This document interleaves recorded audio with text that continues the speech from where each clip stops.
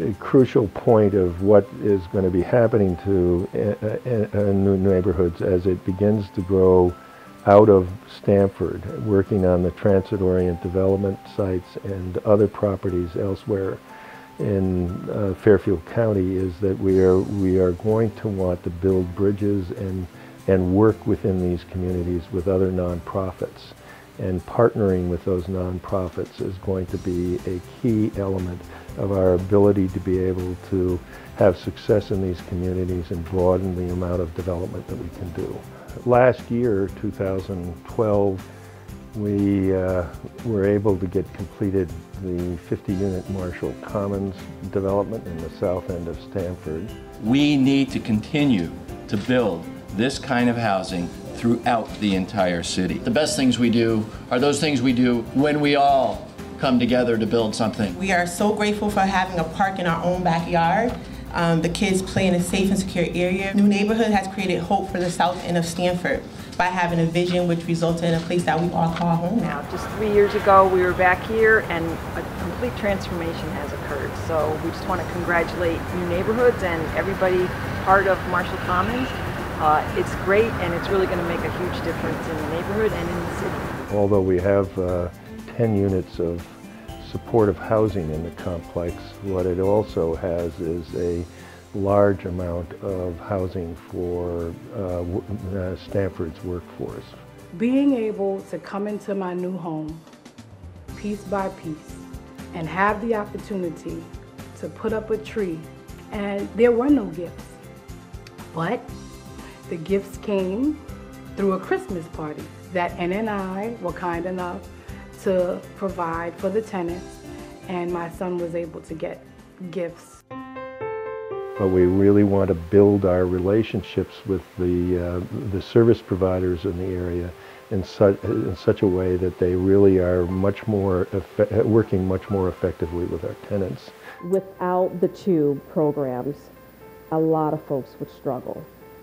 Just struggle with how just to maintain appropriate living in the community. I mean, we want everyone to be self-sufficient. I lived a rough life, you know, and I just wanted to gangs, drugs, and I just wanted to change my life around.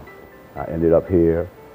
I work for Catholic Charities, and I cherish this because I see a lot of people that's homeless, you know, and places like this and people that give and people that support, you know, it's a great opportunity, and I wish it was, you know, an opportunity for other people.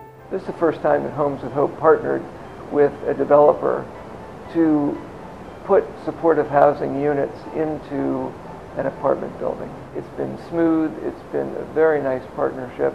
It allows us to provide support to our residential clients to establish a more normal lifestyle, and it allows the community to embrace these individuals, which they really have done at 80 Fair Street.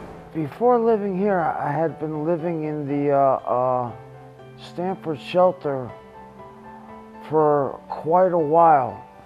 Fair Street to me is like something that probably regular people or rich people get when they're like 22, 23, and it didn't happen. It was like, I got it when I was like 51 or something. It's actually like right in the middle of we go to church in White Plains, so it's like in the middle of our commute, pretty much. And yeah, we took a look at this place, we liked it, and here we are. And most income-based housing is just, the ideals about it are so far off, and people envision something totally different. And when we came here for the tour, I was completely blown away. It was beautiful. It was like something that we would love to have, like if we could afford, we would move into. But surprisingly, we could afford it, if you understand what I'm saying. The reason I picked 80 Fair Street for my daughter, she's disabled. It's accessible, it's safe, and her independence. I was impressed with the support services that they have here. The social worker, also an outreach person from the Veterans Administration.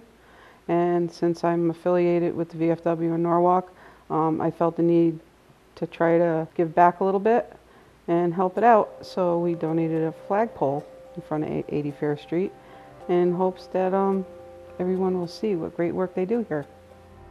So when Liberation Programs started to think about building housing for the folks who are in treatment in our programs, New Neighborhoods was a natural partner. I think what people miss about New Neighborhoods and about Ross Burkhardt is if you talk to anyone in the state of Connecticut about housing, New Neighborhoods is the model. Ross Burkhardt is the leader that people turn to. New Neighborhoods is one of those organizations that has given so much, continues to give, despite the potential odds. New Neighborhoods has built homes for people who have now contributed and given back themselves. I've known of New Neighborhoods work for more than 4 decades and have always admired the tenacity, enthusiasm, energy that it brings to the cause of housing, even in the tough times when that kind of commitment was all the more necessary and important. I'm a carpenter by trade. I do carpentry work. I build houses. I build from the foundation to the roof line, anything, you know. If given an opportunity for me to